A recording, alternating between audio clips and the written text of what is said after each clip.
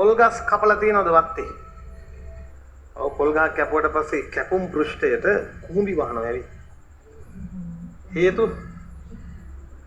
පැණි රහයි. නිකන් මෙහෙම මල්ලා දිව ගාලා බලන්න. මොන රහක් තියනවද? පැණි රහක් තියනවද? වැඩි ඕනේ නෑ. ඉතින් පොල් මල කපන්නේ ඇයි?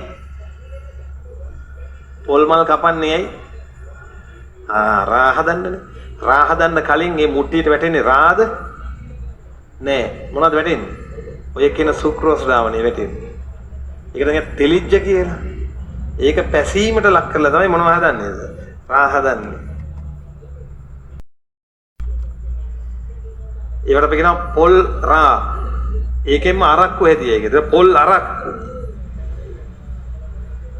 ඒතර සීනි ප්‍රභවයක් ඕන පැසීමට ලක් කරලා ඒ මොනවාරි මධ්‍යසාරයක් හදන්න. ඒකනේ හිඟුරාන සීනි කම්මල පැත්තෙන් එන්නේ එහෙ වෙනම අරක්කු జాතියක්. ඒ අරක්කු. ඒකනේ ගමේ කසිප්පු හදන්නේ සීනි වලින්. කොරෝනා කාලේ ඉවරුනේ පරිප්පුයි සීනීනේ. උග්‍ර සීනීකයක් ආවා. හේතු හිතාගත්තා ඒකනේ මිදි යුෂය පැසීමට දැන් මිදි යුෂය කියන්නේ පැණි රහයි. පැසීමට ලක් කරපුවා මධ්‍යසාරය හැදෙනවා. මොනවද හැදෙනවා? දැන් මේවා මම මේ අර මෙතන මේ හරිය හිටපු පිරිමි ළමයෙක් කිව්වනේ මේ සර් මොනවා කිව්වත් hina වෙන්න කාරණයක් කිව්වත් ඒක ඇතුලේ මොකක්ද තියෙනවා කියලා. කිව්වද නැද්ද? මම මේ කියනවා 9 වෙනි එකේ බලන්න. මම කියන්නේ මයික්‍රෝබයොලොජි ශුද්ධ ජීව විද්‍යාව. මිදි විෂය පැසීමට ලක් වෙලා තමයි හදන්නේ වයින්.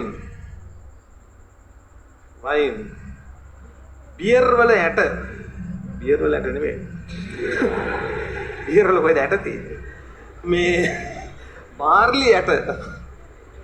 අරගෙන ඒකේ තියෙන මෝල්ටෝස් පැසීමට ලක් කරලා තමයි හදන්නේ මොනවද? බියර්. හරිහමම් බියර් හදන්නේ පාර්ලි යුෂවලි. ඒවා තමයි හරිහමම් බියර්. අපේ රටේ හදන්නේ ගොඩක් වෙලාවට හාල් වලින්. නාඩු හාල් තමයි ගන්න. හරිද?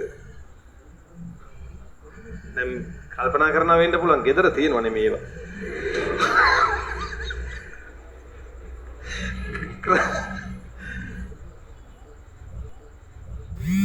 කොහොම බිව්වත් බොන කෙනාගේ ඇඟට වෙන්නේ යහපතක් නම්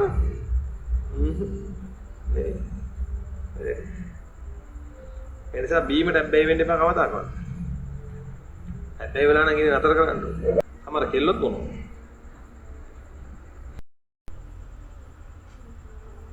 තාත්තගේ බෝතලේ තියෙන තැන දාන්න.